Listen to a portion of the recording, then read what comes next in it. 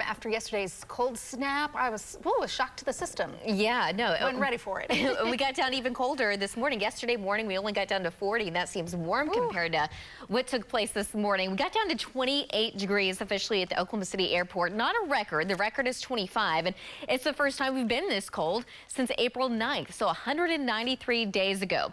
Where you are seeing those red circles, that is where we've had the hard freeze. And of course, that covers much of eastern, northeastern, northern Oklahoma, the exception being in the southwest, where many of us at least had temperatures in the low to mid 30s. So zooming in a little closer this morning, we got down to 28 in Jones, 26 in Edmond, 27 in Piedmont, 36 though in Mustang. But yeah, our average first freeze usually isn't until about November 4th. So we are a little early, but the earliest it's ever been was back in 2012. That was on October 8th. And the latest we've ever had it was back on December 8th in 1998.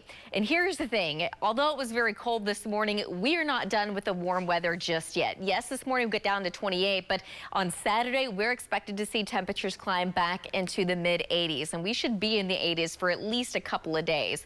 Not gonna do that quite so much today. It's still gonna be pretty cool. This is our Norman regional camera, put our Pike Pass Sky Cam network. Blue skies, we're at 54 degrees. We have a south-southwest wind right now at 8 miles an hour. Temperatures still in the upper 40s in the far northeast. We have temperatures in the upper 60s and around 70 in the panhandle, but for the most part, many of us in the mid and upper 50s with a south to southwest wind between about 5 to 15 miles an hour. But in western Oklahoma, we are seeing gusts as high as around 20 to 25 at times. And again, we weren't the only ones this morning that were pretty cold. We still had that freeze warning across the Mississippi Valley, and that continues for parts of, well, Mississippi into Alabama and even Georgia. But the cold weather, eventually it will retreat back to the north over the next several hours, and over the next couple of days, we're going to be warming up pretty quickly. In fact, by the time we get into Friday, I do expect temperatures to be back into the low 80s, mid 80s for Saturday and even into Sunday. We are tracking another cold front that will be moving through right now. It looks like sometime early on Monday. And with that, it will bring a slight chance of rain and storms. Right now, chances overall look pretty low, but they are there. And then behind that, it's going to be cooling back down, but it's not going to be terribly cold. We're talking about temperatures dropping back down into the 60s. And then by the time we get to midweek of next week, we're watching this next low coming in out of the southwest, and that should bring another chance of rain and storms here eventually. But today, not bad, mild, 64 degrees, still looking at the 50s across the far east, but low to mid and even upper 70s in the northwest, 80 degrees later today in Guyman.